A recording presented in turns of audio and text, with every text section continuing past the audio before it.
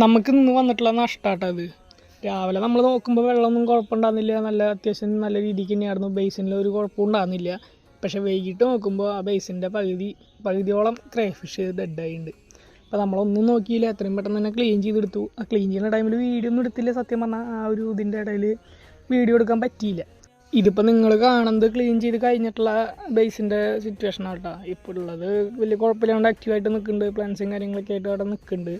നമുക്ക് മെയിനായിട്ട് വന്ന പ്രശ്നം എന്ന് പറഞ്ഞു കഴിഞ്ഞാൽ നമ്മൾ എയറേഷൻ വെച്ചിട്ടില്ല, എയറേഷൻ വെക്കാനുള്ള ഒരു ഇതുണ്ടാകുന്നില്ല. അപ്പോൾ ഫ്രീക്വൻ്റായിട്ട് വെള്ളം ചേഞ്ച് ചെയ്തിട്ടാണ് നമ്മൾ കൊണ്ടുപോയിടുന്നത്. അപ്പോൾ എന്തോ അതിൻ്റെ ഇടയ്ക്ക് എന്തോ ഒരു മിസ്സിങ് വന്നതാണ് ഇപ്പോൾ ഇങ്ങനെ ഒരു പ്രശ്നം ഉണ്ടാവാൻ കാരണം.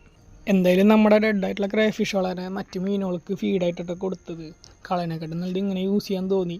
എല്ലാവരും പറയും ഇതൊന്നും വലിയ റിസ്ക് ഉള്ള പരിപാടിയല്ല, എല്ലാവരും കൊണ്ട് മെയിൻറ്റെയിൻ ചെയ്ത് പോകാൻ പറ്റാവുന്നതുള്ളൂ എന്നൊക്കെയാണ്. അപ്പോൾ അതിൻ്റെയൊക്കെ നെഗറ്റീവ്സ് ഈ വീഡിയോയിലൊന്ന് അറിയിച്ചു എന്നുള്ളൂ. എന്തായാലും അടുത്ത വീഡിയോയിൽ കാണാം.